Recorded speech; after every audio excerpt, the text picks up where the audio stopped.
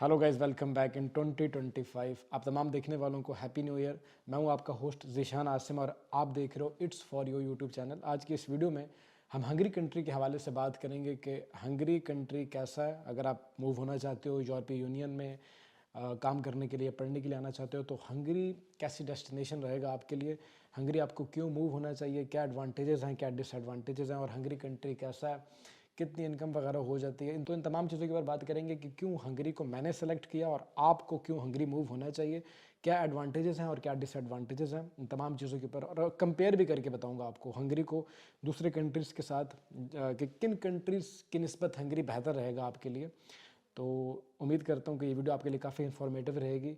अगर आप भी हंगरी मूव होने का सोच रहे हैं तो प्लीज़ वीडियो को आखिर तक ज़रूर देखिएगा। तो वीडियो में आगे बढ़ने से पहले आप तमाम दोस्तों से गुजारिश है कि प्लीज़ वीडियो को आखिर तक ज़रूर देखिएगा। और अगर आप हमारे चैनल पर नए हैं तो चैनल को सब्सक्राइब कर दें, वीडियो को लाइक कर दें अगर आपको वीडियो अच्छी लगती है तो सबसे पहले बात कर लेते हैं कि आपको हंगरी क्यों मूव होना चाहिए और कौन सी वो चीज़ें हैं जिन्होंने मुझे इस चीज़ के ऊपर माइल किया या मजबूर किया कि मैं भी हंगरी में स्टे करूँ। तो इसके अंदर दो तीन मेन फैक्टर्स हैं। नंबर वन, हंगरी बहुत सस्ता कंट्री है, चीप कंट्री है। यूरोपीय यूनियन के जितने भी बड़े कंट्रीज़ के अंदर आप कंपेयर कर लो, फ्रांस को, इटली को, जर्मनी को, इवन के पुर्तगाल को भी अगर आप हंगरी के साथ कंपेयर करते हो तो आपको खुद पता चल जाएगा कि Hungary is the very cheapest country rather than these all countries. तो हंगरी क्योंकि काफ़ी सस्ता कंट्री है और स्पेशली उन दोस्तों के लिए, उन भाइयों के लिए जो अपनी फैमिली के साथ यूरोप में मूव होने का सोच रहे हैं, तो उन दोस्तों के लिए हंगरी बहुत पॉजिटिव हो सकता है।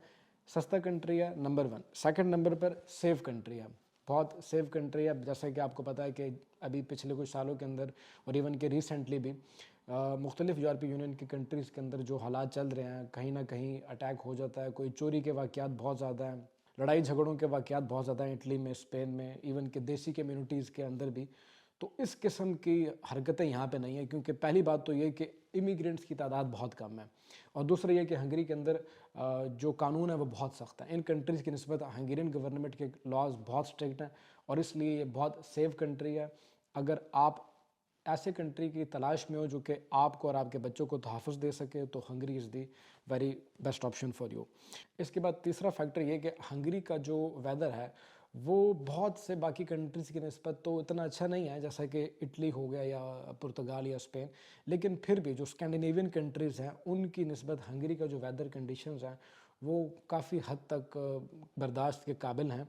और समर वेकेशंस के अंदर या गर्मी की छुट्टियों में बहुत ज़्यादा लोग यहाँ पे घूमने फिरने के लिए आते हैं। खूबसूरत कंट्री है, रिच हिस्ट्री है, आर्किटेक्चर बहुत बढ़िया, खूबसूरत देश है। और सेंट्रल यूरोपियन कंट्रीज़ के जितने भी ममालिक आते हैं उन तमाम कंट्रीज़ के अंदर मेरी नज़र में Hungary is the one of the best country in all of them. तो ये वो चीज़ें जिन्होंने मुझे भी फोर्स किया हंगरी में स्टे करने के लिए, और अगर आपको भी ये चीज़ें बेनिफिशियल लगती हैं तो आप भी ज़रूर हंगरी में मूव करें। अब ज़रा हंगरी को कंपेयर कर लेते हैं कुछ कंट्रीज़ की निस्बत, कि कौन से कंट्रीज़ की निस्बत हंगरी बेहतर है मेरी नज़र में और मेरे एक्सपीरियंस के अकॉर्डिंग, और जो ग्राउंड रियलिटी के अकॉर्डिंग उसके वो भी आपसे शेयर करूँगा। तो गाइज़, अगर आप हंगरी को कंपेयर करते हो माल्टा से, लिथुआनिया से, Latvia, Estonia, Romania, Slovakia, Slovenia, Croatia, even के पुर्तगाल से भी, तो इन तमाम कंट्रीज़ की निस्बत मेरे एक्सपीरियंस के अकॉर्डिंग हंगरी के अंदर आप अच्छे पैसे बचा सकते हो, सेव कर सकते हो, और चीप कंट्री है। और मेरे नज़र में इन तमाम कंट्रीज़ को अगर कंपेयर किया जाए तो हंगरी के अंदर जो लिविंग स्टाइल है वो भी बहुत बढ़िया इन कंट्रीज़ की निस्बत। तो इन तमाम कंट्रीज़ के साथ अगर आप कंपेयर करते हो तो हंगरी बहुत बढ़िया है। लेकिन अगर आप कंपेयर करते हो हंगरी को Germany, Italy, Spain, France, Sweden, Norway या डेनमार्क के साथ, तो ऑफ कोर्स उन कंट्रीज़ के अकॉर्डिंग हंगरी की इकॉनमी इतनी स्ट्रांग नहीं है, लेकिन ख़र्चे उन कंट्रीज़ से बहुत कम है। जितने आपके वहाँ पे स्कैंडिनेवियन कंट्रीज़ में या जितने डेवलप कंट्रीज़ में जितने खर्चे होते हैं टैक्सेस की मद में, आपके लिविंग कॉस्ट और आपके अखराजात, उसकी निस्बत हंगरी फिर भी बहुत बढ़िया है। फैमिली वाले बंदों के लिए फिर भी मैं प्रेफर करूँगा कि Hungary is the best destination for you. जो फैमिली वाले लोग हैं उनके लिए हंगरी बहुत बढ़िया है, इन बड़े कंट्रीज़ की निस्बत भी बहुत बढ़िया है। अब गाइस बात कर लेते हैं कि रिसेंटली हंगरी के अंदर जो लोग आ रहे हैं वो कैसे आते हैं, और हंगरी के अंदर जो मैंने आपको वीडियो के स्टार्ट में बताया कि आपको सेविंग कितनी हो जाएगी, तो उस हवाले से अब बात कर लेते हैं।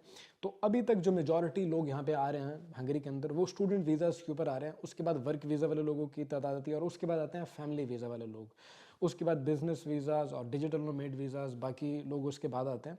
तो अगर आप हंगरी मूव होने के लिए इंटरेस्टेड हो तो स्टूडेंट वीज़ा के ऊपर आप सबसे पहले कोशिश करो। स्टडी वीज़ा की जो रेशो है हंगरी की, वो बहुत से कंट्री की निस्बत बहुत अच्छी है।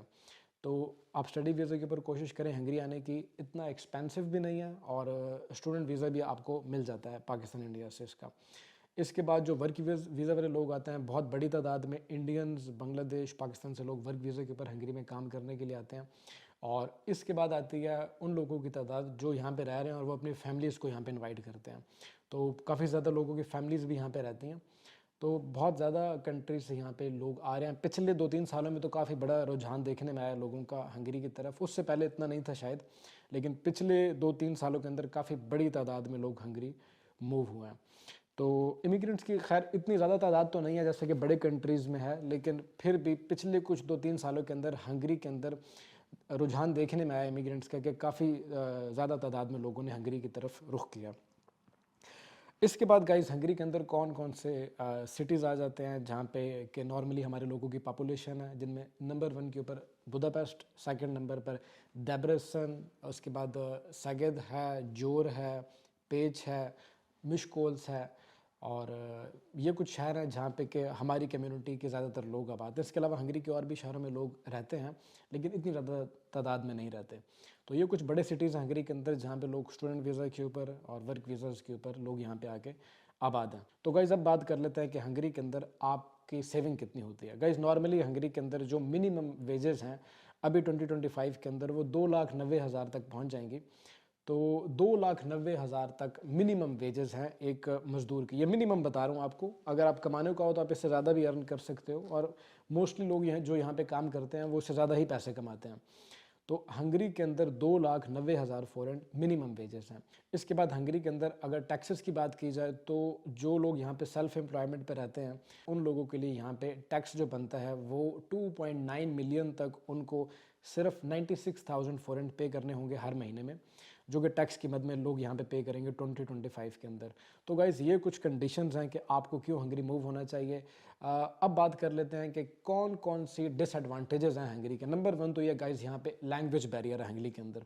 हंगरी के अंदर लैंग्वेज बैरियर बहुत बड़ा है, क्योंकि हंगेरियन जो लैंग्वेज है वो दुनिया की दूसरी तीसरी मुश्किल ज़बानों में आती है और यहाँ पे जो पॉपुलेशन है वो इंग्लिश इतनी ज़्यादा बोलती नहीं है। तो आपके लिए ज़रूरी होता है कि आप हंगेरियन लैंग्वेज सीखो। और अब तो अगर आपने परमानेंट रेजिडेंसी अप्लाई करनी है तो उसके लिए आपको हंगेरियन लैंग्वेज का एग्ज़ाम भी क्लियर करना होगा, जो कि हिस्ट्री या कल्चर का एग्ज़ाम होगा।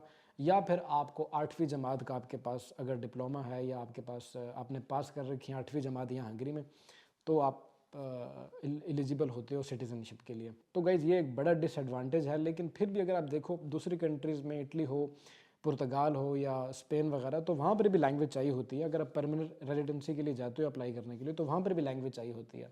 लेकिन हंगरी में ये चीज़ इसलिए मुश्किल है क्योंकि हंगेरियन लैंग्वेज उन लैंग्वेजेस की निस्बत बहुत मुश्किल लैंग्वेज है। स्पेनिश हो, इटालियन, ये लैंग्वेजेस आ जाती हैं कुछ अरसे के बाद ऑटोमेटिकली। जब आप वहाँ पे माहौल में रहते हो तो आप बोलना स्टार्ट कर देते हो।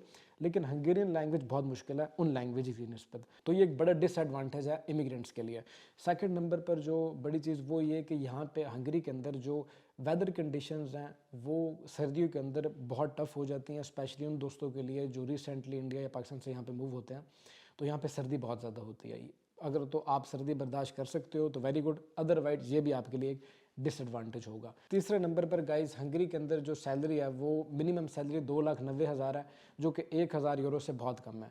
तो मिनिमम वेजेस भी बहुत कम है। बड़े डेवलप कंट्रीज़ की निस्बत यहाँ पे सैलरी थोड़ी कम है, लेकिन अगर आप अपने बिजनेस यहाँ पे करते हो या सेल्फ एम्प्लॉयड के ऊपर यहाँ पे काम करते हो तो आप अच्छी खासी इनकम कर सकते हो। इवन कि आप 1,500-2,000 यूरो को भी आसानी से टच कर सकते हो अगर आप सेल्फ एम्प्लॉयमेंट पर रह के काम करते हो तो ये कुछ डिसएडवांटेजेस हैं। हंगरी के अंदर आपको क्यों मूव होना चाहिए, क्या एडवांटेजेस हैं और क्या डिसएडवांटेजेस हैं। उम्मीद करता हूँ कि आज के इस वीडियो में आप दोस्तों के साथ बहुत सारी इन्फॉर्मेशन शेयर की है।